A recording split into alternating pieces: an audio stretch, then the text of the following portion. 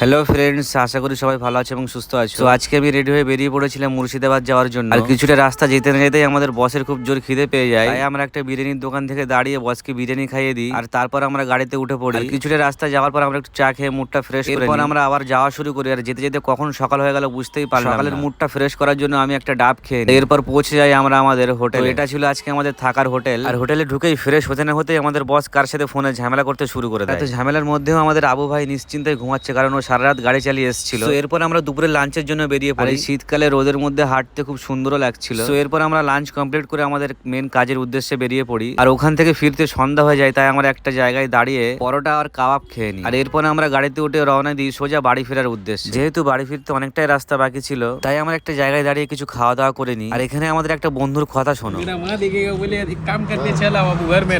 दिन बाद खा रहे हैं भाई आप।